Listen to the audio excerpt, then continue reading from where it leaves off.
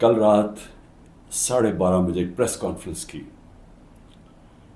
رانا ثناء اللہ نے، اور اس press conference کے بعد میرے میں اب کوئی شک نہیں رہا کہ جو تحریک انصاف کی خواتین، انہوں نے جس طرح ان کو پکڑا اور جس طرح ان کو جیلوں میں ڈالا، اور پھر جو ہمیں خبریں آ رہی تھیں کہ ان کے خلاف کس طرح کا سلوک کیا گیا، ان کو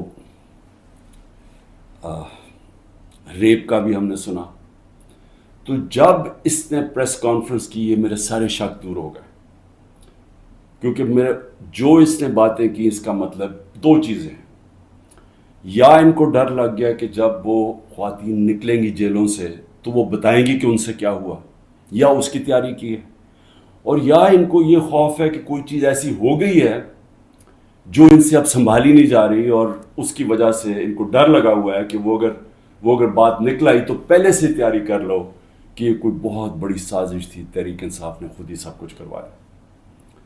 دیکھیں، میں آج اپنی ساری پاکستانی قوم کے سامنے، میں آپ کو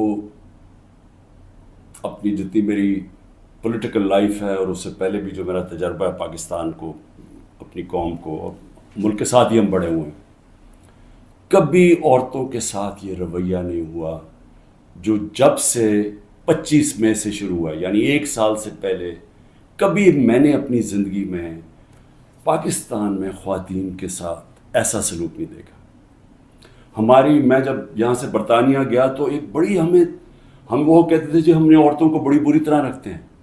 میں سمجھتا تھا کہ جو ہم عورتوں کی اس ملک میں عزت کرتے ہیں دنیا میں نہیں کی جاتی، اور میں نے دیکھا ہے اس طرح کی عزت نہیں کی جاتی عورتوں کی، اور کیونکہ یہ ہماری صرف روایت ہی نہیں ہے، یہ ہمارا دین کا حصہ ہے۔ اب میں بتاؤں کہ 25 مئی کو کیا ہوا۔ 25 مئی کو دروازوں توڑ کے گھروں میں گھس گئے، رات گئے، نہ چادر نہ چار دیواری۔ اگر انہوں نے نہ فکر کی کہ وہاں عورتیں ہیں، عورتوں کو کہیں کو اٹھا کے لے گئے، بچوں کو اٹھا کے لے گئے۔ ہمیں آہستہ آہستہ جب خبریں ملی، میں مانوں ہی نہ کہ یہ ہوا ہے۔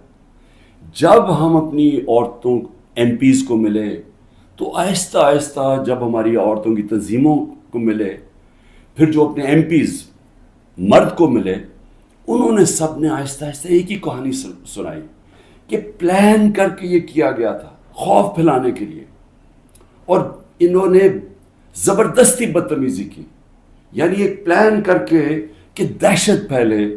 یہ اس طرح انہوں نے لوگوں کے گھر توڑے اور گھروں میں گھسے ہیں۔ تب بھی انہوں نے گاڑیاں توڑی۔ ڈاکٹر یاسمین کی تصویر ہے، وہ گاڑی میں بیٹھی ہے، اس کی گاڑی توڑ رہی ہے پولیس۔ تو یہ ایک پلان تھا، لیکن پھر اس وقت نہیں مجھے پتا تھا یہ پلان ہے، لیکن آہستہ آہستہ اب مجھے کوئی شک نہیں کہ یہ ایک پورا پلان ہے کہ عورتوں کو ڈی پولیٹیسائز کیا جائے۔ آدھی آبادی جو پاکستان کی ہے اس کو کسی طرح سیاست سے باہر رکھا جائے۔ اس کو دیکھ کے جو مرد ہیں، جو خاوند ہیں، جو باپ ہیں، جو بھائی ہیں، وہ اتنے خوف زدہ ہو جائیں کہ یہ عورتوں سے اتنا ظلم ہوتا ہے، یا عورتوں سے جس طرح کا یہ انہوں نے سلوک کیا ہے جیلوں کے اندر، یا اس سے پہلے جب یہ پرامن احتجاج کر رہی تھی جس طرح مارا ہے عورتوں کو، تو اتنا ان کو خوف آ جائے کہ وہ عورتوں کو کہیں آپ گھر بیٹھنا ہے، آپ نے سیاست میں شرکت نہیں کرنی۔ اور اس سے بڑا ظلم کسی معاشرے پہ ہو ہی نہیں سکتا کہ آپ 50% اپنی آبادی کو پولیٹکس سے باہر رکھتے ہیں۔ تحریک انصاف وہ جماعت ہے، اور مجھے فخر ہے اس پہ کہ پہلی دفعہ خواتین نے اس تعداد میں اس میں شرکت کی۔ ہمارے جلسوں میں فیملیز آنی شروع ہوئی، کبھی پاکستان کی تاریخ میں ایسے نہیں ہوا۔ فیملیز، پڑھے لکھے لوگ، غریب سے، پردہ دار خواتین سے، انگلش میڈیم، ہر قسم کی خواتین ہمارے جلسوں کے اندر آئیں اور شرکت کی، اور پھر ایکٹیو ہوئی، اور پھر سوشل میڈیا جب آیا تو اس کے اوپر ایکٹیو ہو گئی خواتین۔ تو میں سمجھتا ہوں کہ اس سے خوشائن چیز ہو ہی نہیں سکتی ایک معاشرے میں۔ اس کا مطلب کہ ایک معاشرہ جاگ گیا ہے، اور جب ایک جاگا ہوا معاشرہ ہے وہی اپنے حقوق لیتا ہے، وہی جمہوریت ہوتی ہے۔ جس جمہوریت کے اندر لوگ نکلتے نہیں ووٹ ڈالنے کے لیے، 15-20% ٹرن آؤٹ ہوتا ہے، وہ جمہوریت تو ہوتی نہیں ہے۔ اس کا مطلب کہ لوگوں کو فرق ہی نہیں پڑتا کون آئے کون جائے، یعنی لوگ ڈی پولیٹیسائز ہو جاتے ہیں۔ اب ہماری تاریخ کیا ہے؟ پچھلے 60 سالوں کے اندر آدھا وقت فوج نے حکومت کی ہے، آدھا وقت 2 خاندانوں نے کیا. اور جب ملٹری ڈکٹیٹرشپ آتی تھی تو اس کی پہلی کوشش ہوتی تھی کہ لوگ ڈی پولیٹیسائز ہو جائیں، کہ پولیٹکس بہت بری چیز ہے، لوگ پولیٹکس سے ہٹ جائیں. اور وہ اس لیے چاہتے تھے کہ جب ایک لوگ ڈی پولیٹیسائز ہو جاتے ہیں تو اس کا مطلب یہ ہوتا ہے کہ ان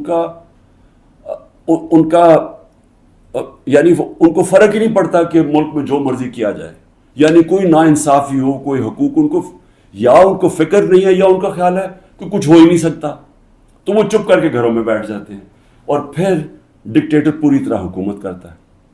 اب یہ وہی فیز آ گیا کہ ایک آہستہ آہستہ ایوولوشن سے ہمارا ملک آگے بڑھنا شروع ہوا. ہم نے ایک بہت بڑی موومنٹ ہوئی جس کو کہتے ہیں لائرز موومنٹ. وکیل جب آزاد عدلیہ کے لیے نکلے، میں جیل میں گیا، ہم نے سب نے شرکت کی. وہ پہلی دفعہ پڑھے لکھے طبقے نے شرکت کی کہ جب تک عدلیہ آزاد نہیں ہوگی ہمارے حقوق کی حفاظت نہیں ہوگی، اور آزاد عدلیہ جمہوریت کی حفاظت کرتی ہے.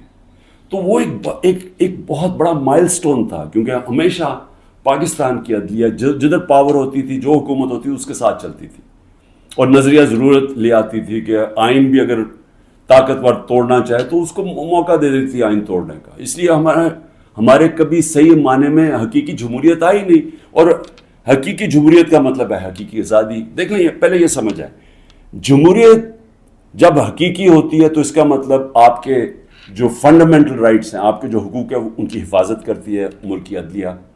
ملکی عدلیہ گورنمنٹ کو کوئی غلط کام کرنے نہیں دیتی، کیونکہ وہ آئین کے بیچ میں چلتی ہے.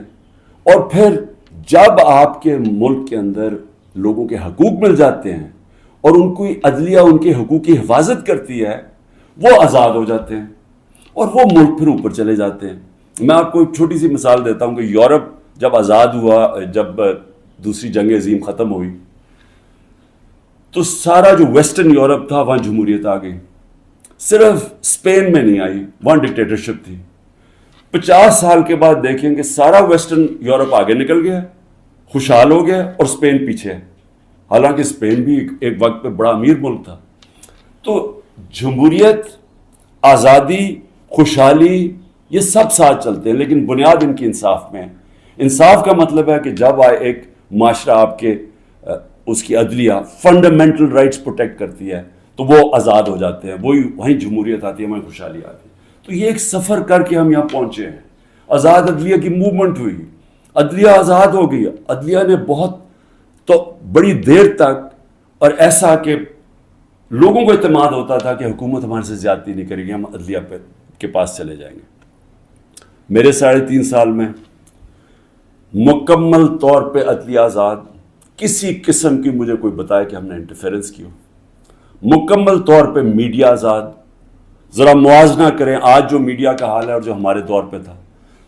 80% تنقید ہماری گورنمنٹ کی ہو رہی ہوتی تھی، حالانکہ اس گورنمنٹ نے کرونا سے دنیا نے ایکنالج کیا پاکستان کے، جس طرح ہم نے کرونا کو ہینڈل کیا.